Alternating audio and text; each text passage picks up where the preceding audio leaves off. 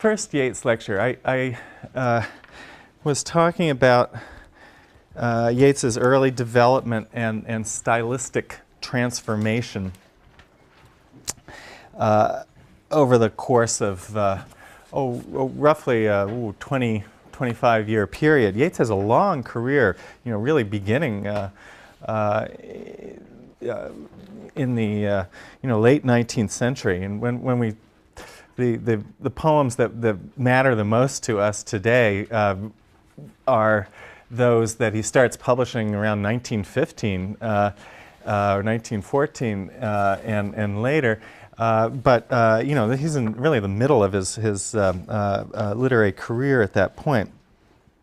I suggested in looking at that early development that Yeats is seen as a kind of representative figure who somehow moves out of symbolism, out of a kind of ornate aestheticism towards a kind of heroic realism.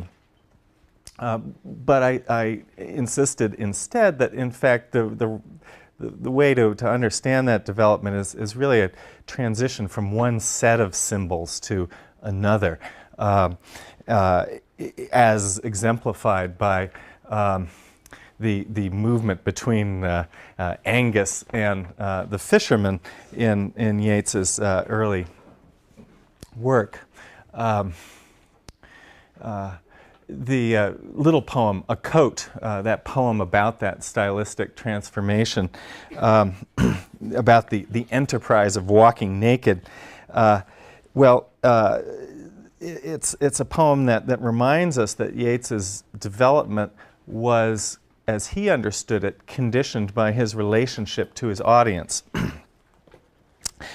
Yeats, I said, wanted to speak for and to the Irish people, as well as to explain Ireland and Irishness to an English-speaking world abroad. At the same time, even as he has a kind of intense identification with the Irish people, he also, in that little poem and in other poems, fears being betrayed by the crowd, fears being sold cheap, complains of his reception. Last time I alluded to Yeats's involvement in the Abbey Theatre beginning in 1904. This is an important phase of his career when, with the help of Lady Augusta Gregory and John Synge, Yeats tries to establish an Irish national drama. Synge's play, The Playboy of the Western World, which you may know, it was set in the Aran Islands in Western Ireland. This was a kind of turning point in the movement, misunderstood as a satire on the Irish peasantry. Yeats's production of the play led to riots in 1909.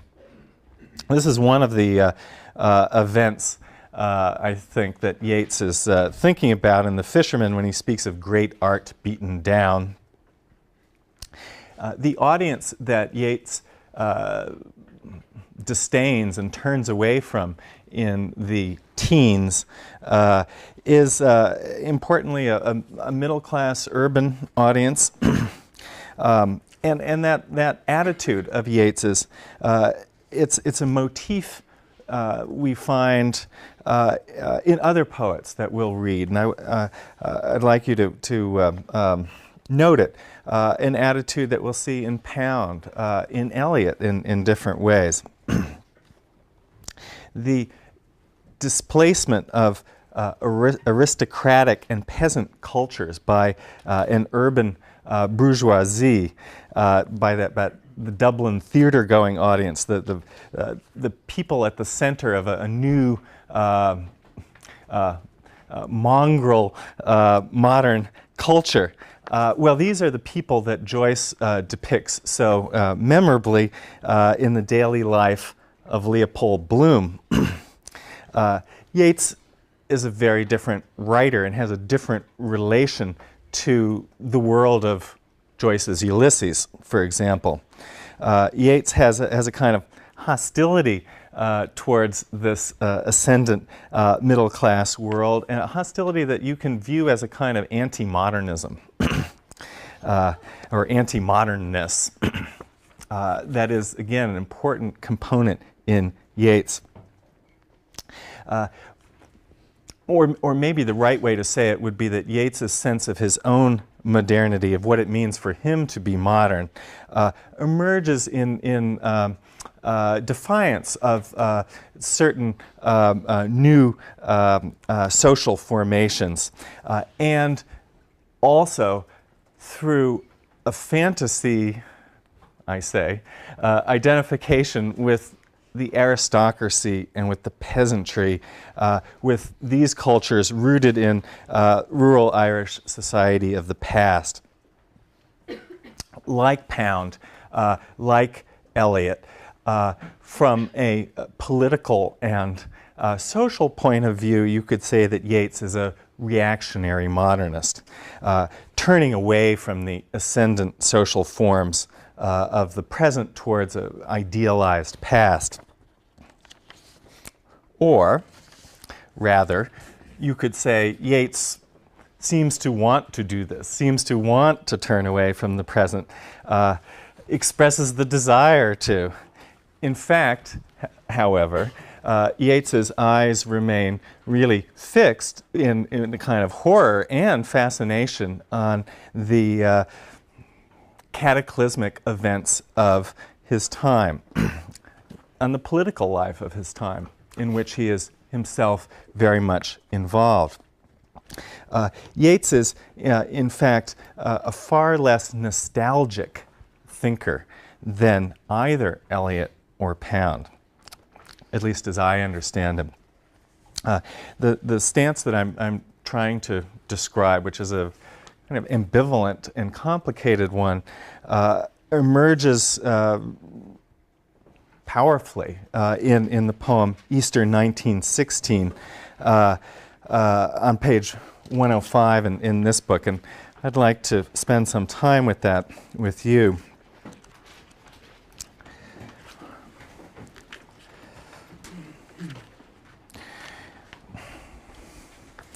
Easter 1916.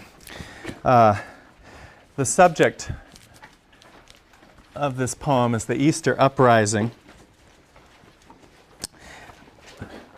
The Irish Republican challenge to English domination that briefly established an Irish state that led by Patrick Pearse, who, along with, in fact, all but one of the leaders of the insurrection, was executed.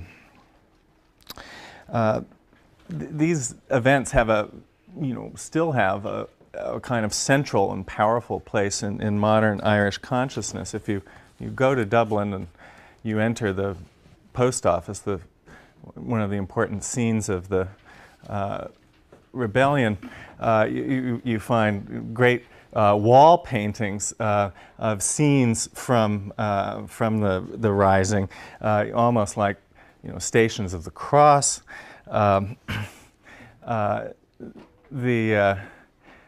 Well, Dublin is an interesting place to be with this poem in mind, partly because you realize when you were there that the city center is a small one, and that well, Yeats's house was not far from the post office, and the world that he's writing about is something very intimate and familiar, of which he is a part. And that is, in fact, one of the important points of departure for this poem. He says, "I have met them at close of day, coming with vivid faces from counter or desk among gray 18th century houses." Dublin. them being the revolutionaries. I have passed with a nod of the head, or polite, meaningless words, or have lingered a while and said polite, meaningless words, and thought before I had done of a mocking tale or a jibe to please a companion around the fire at the club, being certain that they and I but lived where motley is worn, all changed, changed utterly. A terrible beauty is born. Motley signifying their Irishness, as if Yeats and these men and women he speaks of shared only their Irishness. In the second strophe of this poem, he proceeds to talk about, to isolate individuals, particular figures of the revolt, which your editor identifies at the bottom of the page. That woman's days were spent in ignorant goodwill, her nights in argument, until her voice grew shrill. What voice more sweet than hers when young and beautiful she rode to harriers? This man had kept a school and rode our winged horse. This other, his helper and friend, was coming into his force. He might have won fame in the end, so sensitive his nature seemed, so daring and sweet his thought. This other man I had dreamed a drunken, vainglorious lout. He had done most bitter wrong to some who were near my heart, Maud Gunn. Yet I number him in the song. He too has resigned his part. He, in the casual comedy, he too has been changed in his turn, transformed utterly. A terrible beauty is born.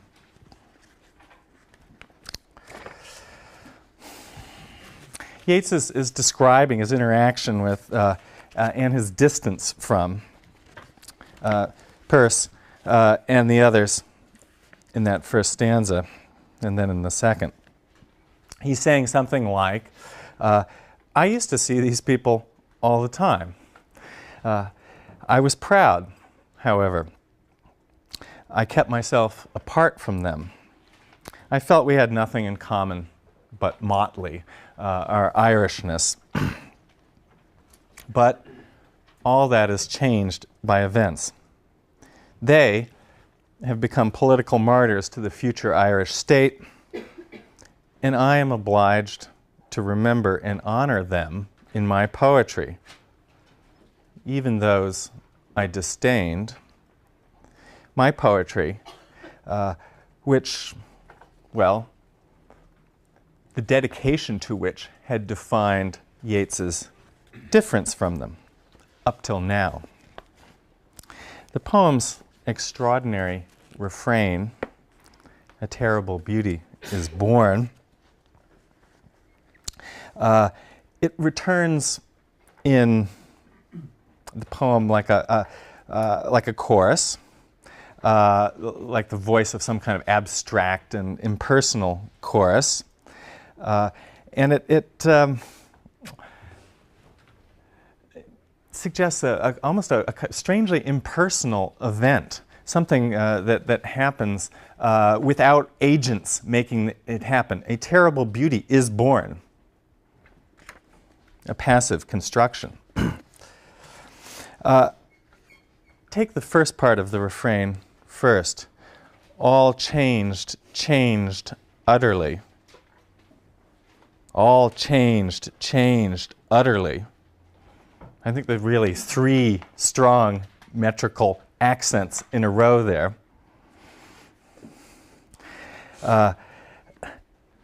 By all, that three-letter word, a highly Yeatsian word, a word Yeats loves to use. You'll see him use it often.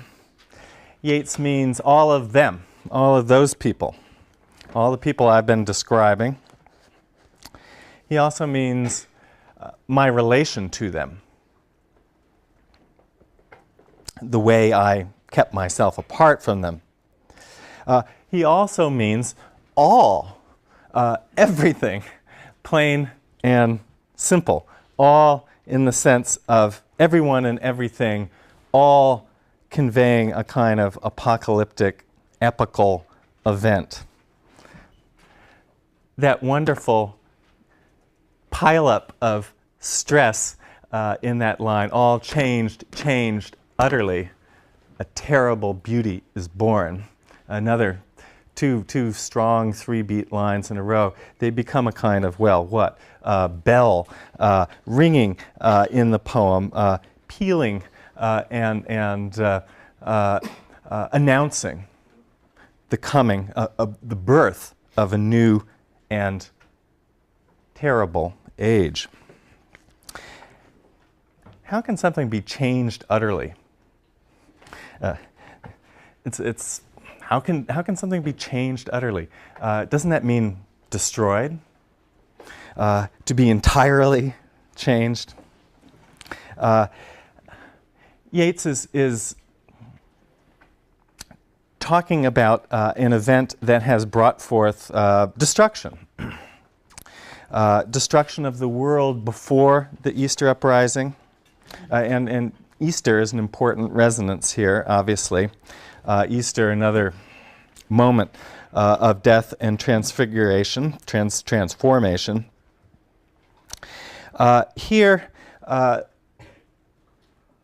this destruction brings forth a new order, a new form of life that Yeats calls terrible beauty. This may be the most memorable sentence in modern poetry. A terrible beauty is born. I said that Yeats looks on the modern with a sense of both horror and of fascination, of compulsion almost. It's a terrible beauty he sees that draws him in this way. He sees specifically the passion of the revolutionaries act, and he finds it beautiful. Yeats aestheticizes their political action. He finds beauty in it. It seems even or especially because it is terror-filled. When the change that it enacts is utter, which is to say, a change that means blood.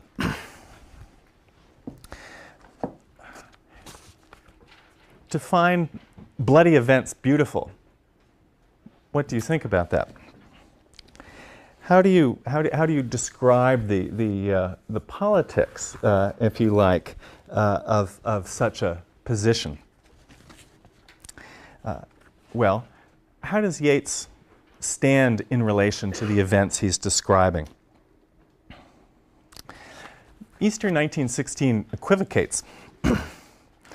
Like that phrase, terrible beauty, the poem is full of contradictions, of contradictory feelings. It takes the side of the nationalists. It also makes the anti-nationalist, the English or pro-English or unionist case.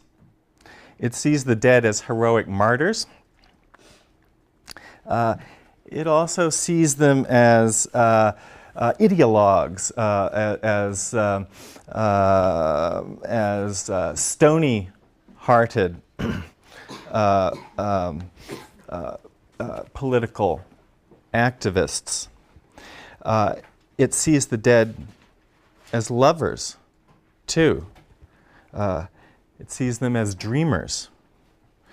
Yeats looks at them with pity, with admiration, with scorn.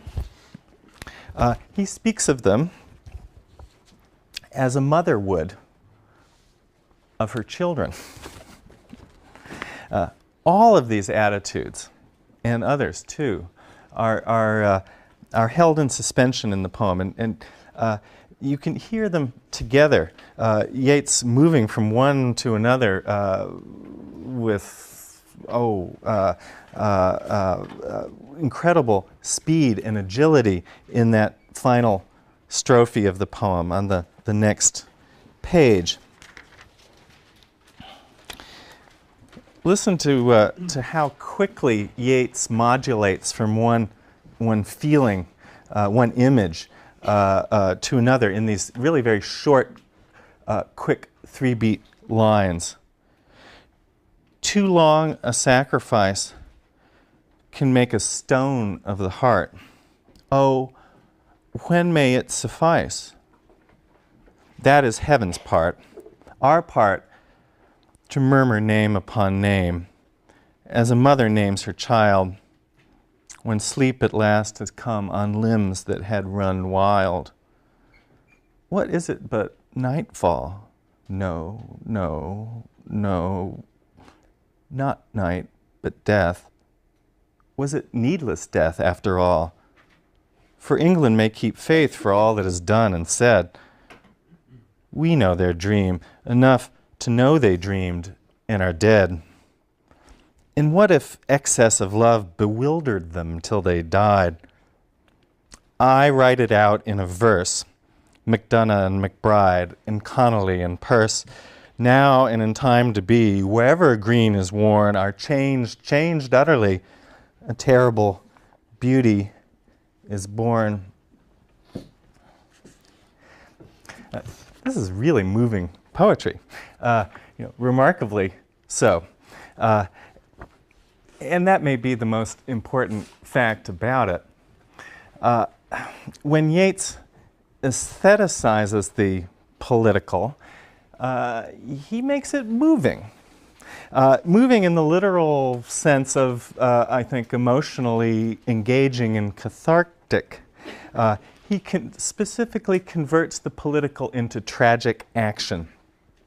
Tragic action which, as spectators, the poet and the reader, ourselves, are meant to be passionately and imaginatively engaged, which is also to say, implicated.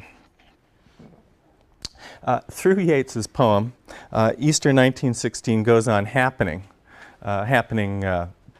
in a sense, in and even to us. The poem makes us see the political as a space of passion and of contradictions, like art. And it requires us to understand history not in moral terms, such as good and evil, but rather in aesthetic terms. Pity and terror, these become crucial terms, the terms that Aristotle in his Poetics used to define tragedy. When the bombs went off in London last year, I thought about Yeats and what he might have thought or written about this. As I said last time when I showed you that letter to Pound, his Yeats's London apartment is essentially across the street from where the number 30 bus blew up. And interestingly, strangely, make of it what you will, the man who detonated that bomb, as I understand it, had studied Yeats at school in Leeds. There's a way in which Yeats's poetry of this period goes on resonating in the world we're living in. Yeats's sense of his own implication in history, well, it's something that we see in the intensive stylistic transformations that his writing undergoes. Part of the resonance and power of that famous refrain, "A terrible beauty is born," is that this beauty is being born not only in the world, but in Yeats's poetry. Something remarkable is happening to the poet and to his language at the same time. Yeats is saying, even simply on one level, I will write differently henceforth. I must. Yeats's stylistic changes in this way are coordinated with, respond to, the historical changes he witnesses and participates in particular, coordinated with the violent emergence of, through civil war of the Irish state, which Yeats would serve as a senator in the 1920s. Yeats, in this period, makes and remakes his work out of passion, a sort of, as he images it, tumult in the breast, a tumult from which new modes of poetry, new modes of self-knowledge emerge for Yeats.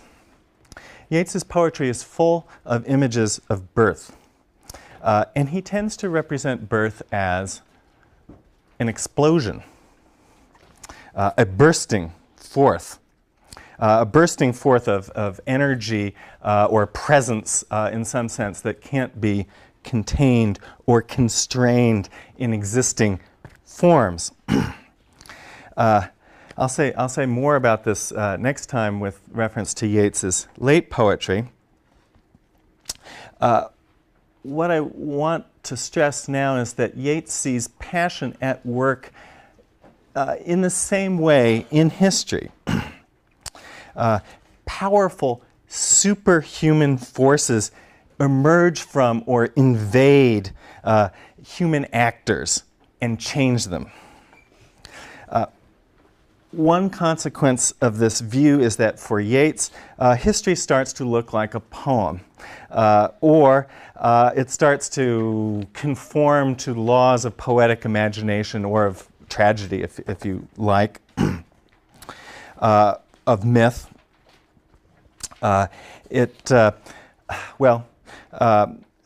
In the Easter Rising, Peirce and the others for Yeats invoke, as the revolutionaries themselves deliberately and rhetorically did, invoke ancient Irish heroes. Peirce is seen as, in Yeats's poetry and in popular lore, as Cuchulainn, as a kind of avatar of the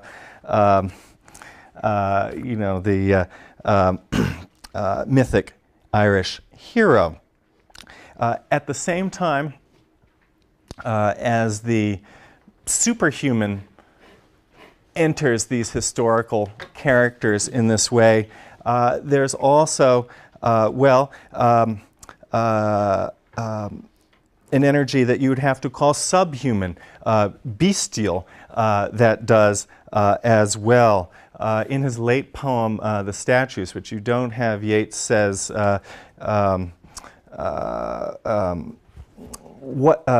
when Peirce summoned Cuchulainn to his side, what stalked through the post office, as if the revolutionaries' action brought forth at once the presence of a legendary hero and a beast that might be stalking through his embodiment and his presence.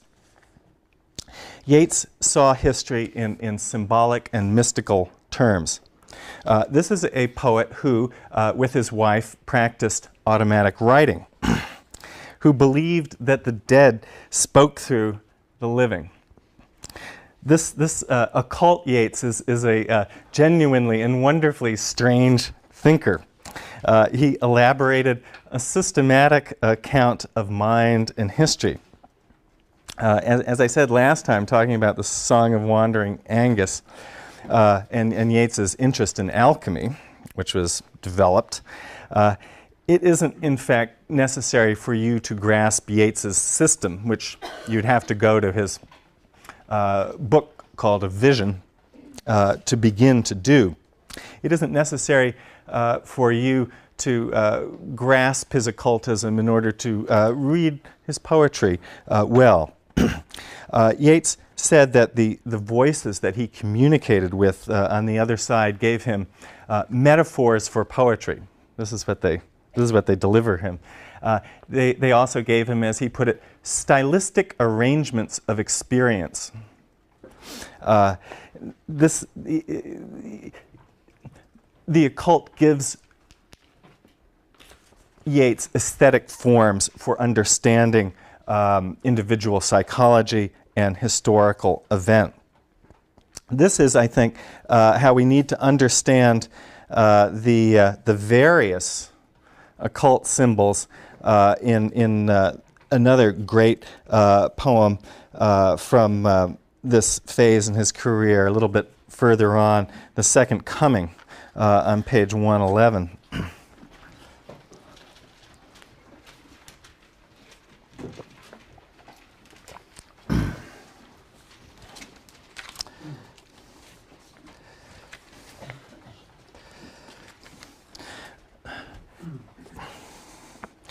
Turning and turning in the widening gyre, the falcon cannot hear the falconer. Things fall apart. The center cannot hold.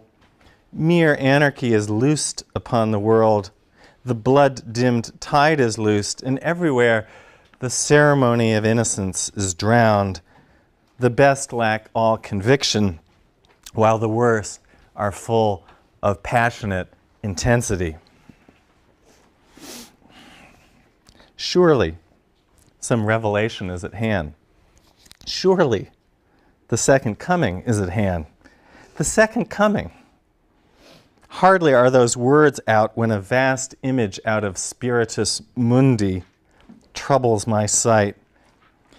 Somewhere in sands of the desert, a shape with lion body and the head of a man, a gaze blank and pitiless as the sun, is moving its slow thighs, while all about it reel shadows of the indignant desert birds. The darkness drops again. But now I know that 20 centuries of stony sleep were vexed to nightmare by a rocking cradle. And what rough beast, its hour come round at last, slouches towards Bethlehem to be born? Another poem of birth. Notice how very casual Yeats is in that second strophe, how self-consciously fantastic and speculative he is. He doesn't insist that the apocalypse is at hand, only that some revelation is. In fact, this poem's power lies, I think, in its not only its inability, but its unwillingness to specify the content of that revelation. Yeats suggests that we think of this historical moment as the second coming. But this is not the return of Jesus that Christianity prophesizes. Yeats sees the second coming as an image, as a myth, an idea, a metaphor, a certain stylistic arrangement of experience. It comes out of what he calls spiritus mundi, a semi-technical term. Yeats's name for something like the collective unconscious of all peoples, a kind of repertoire of archetypes from which the symbols that we use to understand the world derive. It is, this is really, I think, a radical, if not heretical, idea for the national poet of a Christian people. Yeats is saying that Christianity is only one symbolic order among others. It has a history. It is now passing away as it once came into being. He's also saying that the birth of Christ in Bethlehem was a nightmare for the world it altered, the world that it changed utterly, a change that Yeats sees as the end now of the Christian era and not its fulfillment. Isn't there too the disturbing suggestion that Christ himself was a rough beast? Yeats develops this idea, or develops another version of it in a somewhat earlier poem that's interesting in relation to this one. And let's turn back and look at it on page 103. That's the Magi.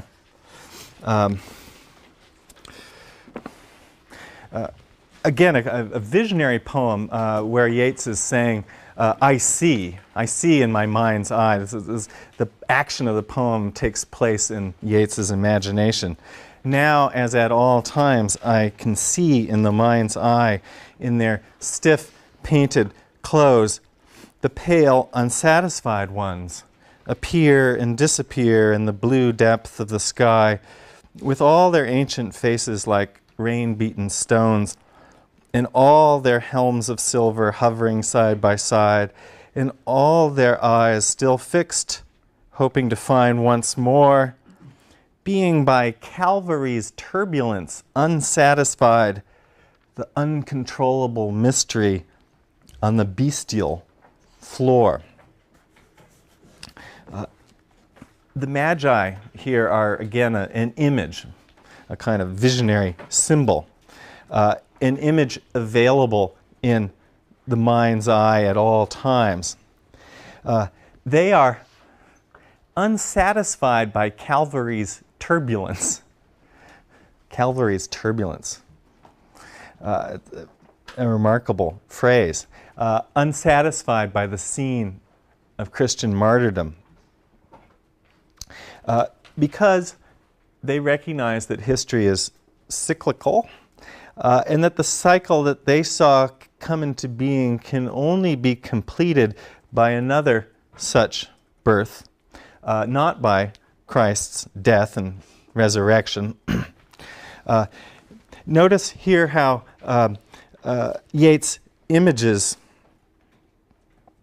what is at the core of Christ's birth. It is an uncontrollable mystery on the bestial floor, on the floor, on the bottom, on the ground, where the animals dwell. The second coming, it seems, is as Yeats imagines it, a kind of similarly uncontrollable mystery. And the energy, the new presence that it releases into the world is bestial, is that of a beast. The divine enters the human in these poems of Yeats through the bestial. It's a powerful and disturbing idea. There's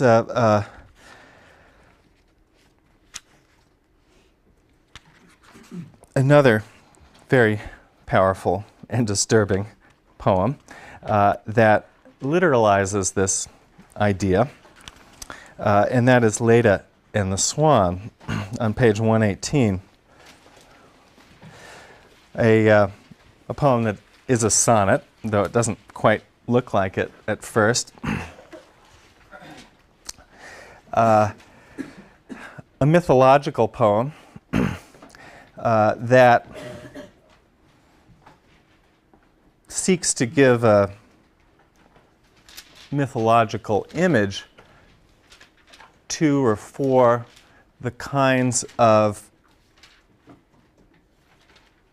epical and apocalyptic historical change that Yeats is living through in the 1920s in Ireland. In certain ways, it's a beautiful poem and a grotesque one at the same time. A sudden blow, the great wings beating still above the staggering girl, her thighs caressed by the dark webs, her nape caught in his bill. He holds her helpless breast upon his breast. How can those terrified, vague fingers push the feathered glory from her loosening thighs? And how can body laid in that white rush but feel the strange heart beating where it lies? A shudder in the loins engenders there the broken wall, the burning roof and tower, and Agamemnon dead. Being so caught up, so mastered by the brute blood of the air, did she put on his knowledge with his power before the indifferent beak could let her drop? History, what makes history happen, is imaged here in the form of the rape of the human by the divine in the form of a beast, the form of a swan. The myth that Yeats takes up is of Zeus's rape of the maiden Leda, whom he attacks as a swan. The offspring that the rape engender includes Helen, the terrible beauty for whom the Trojan War was fought. Also, Clytemnestra, the wife of the Greek lord Agamemnon, whom Clytemnestra murders on his return from Troy. Those future events are glimpsed in the sestet of this poem, in the final 6 lines. They are, in a sense, compressed and imaged and contained in the rape itself. There's a kind of radical foreshortening of temporal experience at what Yeats images as the orgasmic union of the divine and human, a shudder in the loins, bringing about the sack of Troy, the murder of the king, all that future contained in this generative, ambiguous violence in the presence that the poem describes, the present that the poem describes. In effect, in that middle part of the poem, Yeats collapses creation and destruction, suggesting that the same bestial energy flows through both of these acts. Here, divine force reduces to brute power in somewhat the same way as it does in the Magi and the Second Coming. One result of this is Yeats's, and this is interesting, his lack of interest in the god. This isn't a poem about Zeus. It's not a poem about the swan. He doesn't name the swan, just as he doesn't name the rough beast in the Second Coming. What the swan thinks or feels or intends doesn't matter. The swan is really only a force. And Yeats's concern is rather with the human experience of that force, which is, again, another manifestation of terrible beauty. Yeats explores that experience, which is an experience of suffering here and of violation, through a series of rhetorical questions, which are a crucial poetic device for Yeats. Yeats is a poet who asks questions. Questions, well, they're different. Even rhetorical questions are different, aren't they, from statements of fact. They're more like propositions, like speculations, that we're asked to test through empathic identification with, in this case, the poem's subject, Leda. This is what the form of the question invites, I think. In Easter 1916, I talked about Yeats's partial, complicated identification with the suffering martyrs of that poem. Well, that identification here is reimagined, and we're invited into it, too, troublingly, I think. The frightening experience that Yeats evokes here is the imposition of the divine on the human. Helpless breast on breast. That's a wonderful phrase. The repetition of breast links them, makes us see them together, side by side, one on top of the other. It even, I think, identifies the divine and the human, makes them hard to tell apart, binds them, even while we are being confronted with their difference. Leda feels the beating of the swan's heart, and that heart is strange to her, that simple, powerful word. The poem's great final question concerns that perception. Did she put on his knowledge with his power? Did she know the heart she felt? Or could she only feel it? What difference would it make between those two things? Between knowing that heart and merely feeling it? It's the difference between knowing history, understanding its patterns and motivating forces, its causes, intentions, and merely feeling it, merely suffering it, serving as its instrument or vessel, an object to be dropped when it's no longer useful. To know history, to be able to put on the God's knowledge with his power, would be to have access to history's meaning, and therefore to be more than merely subject to it, subject to its capricious and violating forces. But Yeats doesn't answer the question, does he? Well, why not? Probably because there isn't an answer. The further implication is, I think, that whether or not we can have access to historical knowledge, the only path to such knowledge is through submission to its bestial or brute power, which is a kind of shattering experience in this poem. Well, on Monday we'll look at some of the figures in Yeats's late poems who represent a kind of knowledge to be had through an experience of, well, violation or of shattering power. Characters such as the mad old men or Crazy Jane in Yeats's late poems.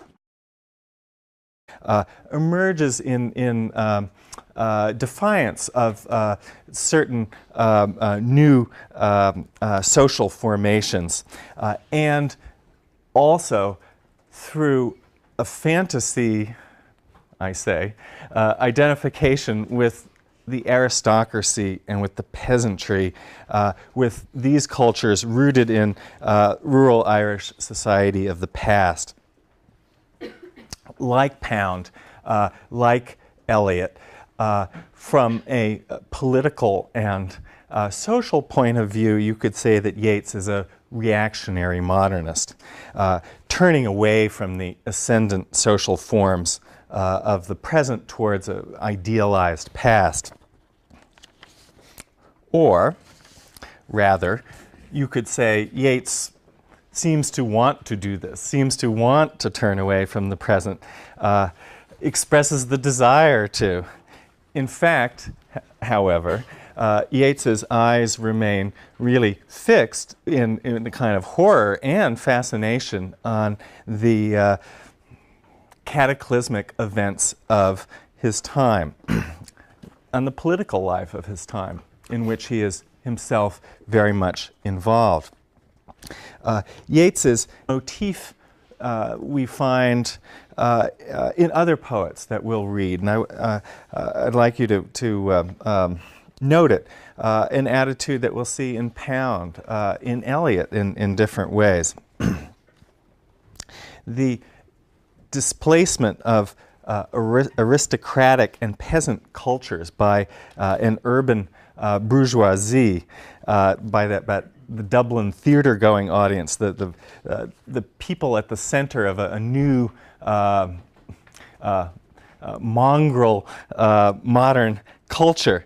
Well, these are the people that Joyce depicts so memorably in the daily life of Leopold Bloom.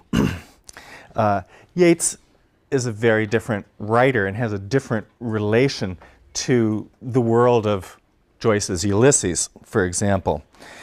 Yeats has a kind of hostility towards this ascendant middle-class world, and a hostility that you can view as a kind of anti-modernism or anti-modernness. That is, again, an important component in Yeats. Or maybe the right way to say it would be that Yeats's sense of his own modernity, of what it means for him to be modern. First Yeats lecture, I was talking about Yeats's early development and stylistic transformation over the course of roughly 25-year period. Yeats has a long career, really beginning in the late 19th century. And when we the poems that matter the most to us today are those that he starts publishing around 1915 or 1914 and later. But he's in really the middle of his literary career at that point. I suggested in looking at that early development that Yeats is seen as a kind of representative figure who somehow moves out of symbolism, out of a kind of ornate aestheticism, towards a kind of heroic realism. But I insisted instead that, in fact, the way to understand that development is really a transition from one set of symbols to another, as exemplified by the movement between Angus and the fisherman in Yeats's early work. The little poem, A Coat, that poem about that stylistic transformation, about the enterprise of walking naked,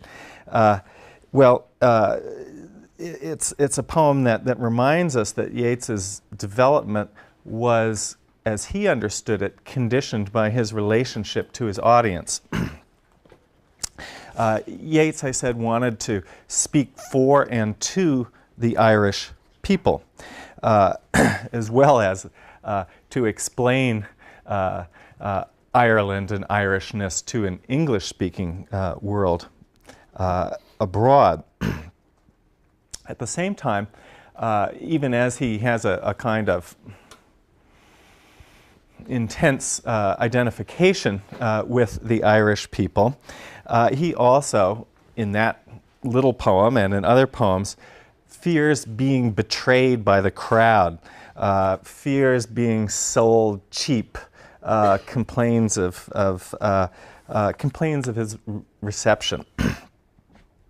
Last time I alluded to Yeats's involvement in the Abbey Theatre beginning in 1904. This is an important phase of his career when, with the help of Lady Augusta Gregory and John Synge, Yeats tries to establish an Irish national drama.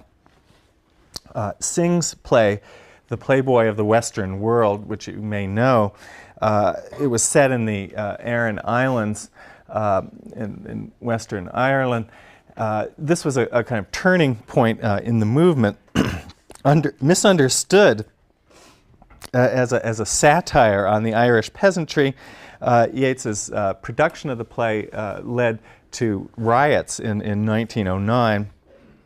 This is one of the events I think that Yeats is thinking about in The Fisherman when he speaks of great art beaten down. The audience that Yeats disdains and turns away from in the teens is importantly a middle-class urban audience. And that attitude of Yeats's, it's a